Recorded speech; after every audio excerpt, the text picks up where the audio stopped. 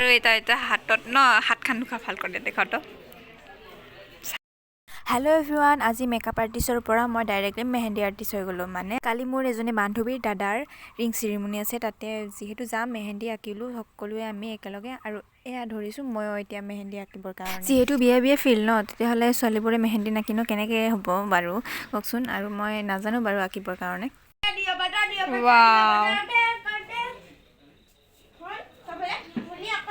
জানোৱে মই আকৌ ইমানখিনি প্ৰতিভা আছে মোৰ লগত। মই মেহেন্দি মানে ধুলোঁ, মই মেহেন্দিটো আঁকি থ'লোঁ। ইমান এইটো অকণমান টাইম ৰাখিছোঁ এনেকৈ। তাৰপিছত মই চেনি গলাই কিনে পানীত চেনি অকণমান দি কিনে গলাই কি কৰিছোঁ। তাৰপিছত এইটো চাওকচোন ইমান মানে ভাল লাগিছে। আৰু মই নাজানো যিহেতু এনেকৈ আইডিয়া কৰি বনাইছোঁ, ইমান ভাল হৈছে কালাৰটো। বাপৰে বহুত ভাল লাগিছে কালাৰটো। এনেকুৱা টেকনিক কৰিব পাৰে আপোনালোকেও, যে চেনি আৰু পানী অকণমান মিক্স কৰি এইটো মানে কেঁচাই আছিল তাতে দিছিলোঁ, সেইকাৰণে চাগে ভাল হ'ল ৰংটো। আৰু এইফালে নাই, কালি হ'ব।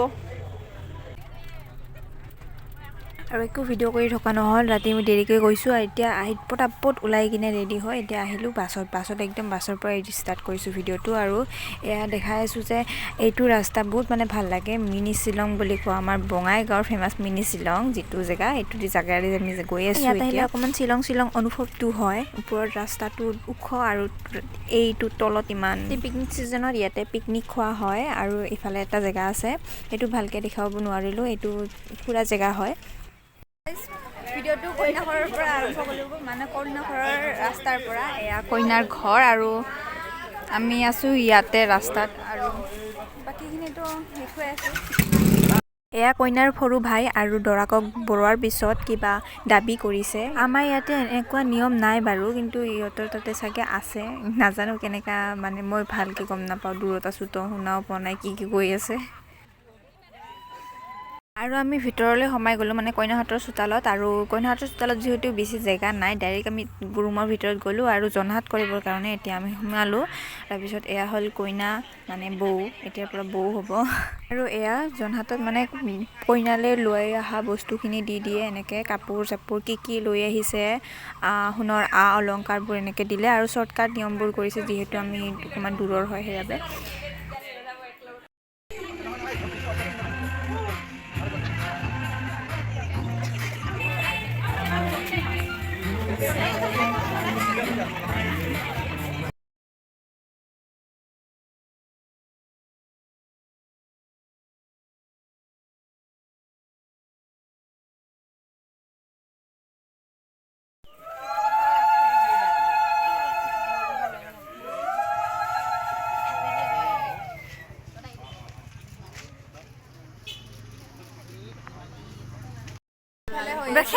হ'ল কি হৈ আছে নিয়ম, আমি ইফালে খানা মেন খাব আহিলোঁ। আৰু এইফালে চাওঁ চবে খানা মেইন কেকটো খাম আৰু পিছত অলপ পিছত।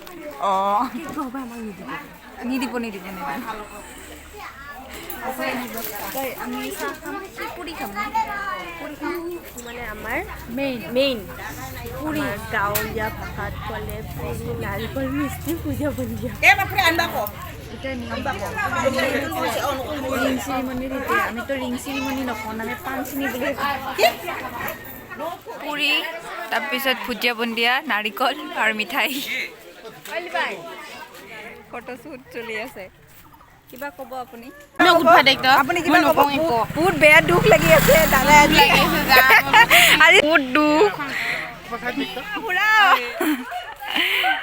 ঘূৰ একবাৰ ঘূৰ।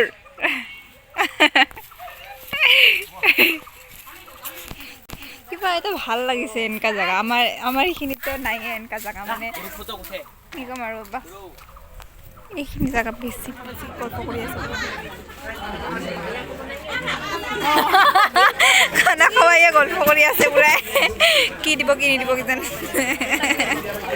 হয় নেকি? A few moments later. Guys, আমি ৰিং চেৰিমনিৰ পৰা আমি ন এতিয়া মেলাত আহি পালোঁ, মানে দেউল হৈ আছে, হোলী আৰু দুটা নদীৰ চাইডেদি যাব লাগে। এনেকৈ আমি ক'ৰ পৰা ক'ত আহি পালোঁ।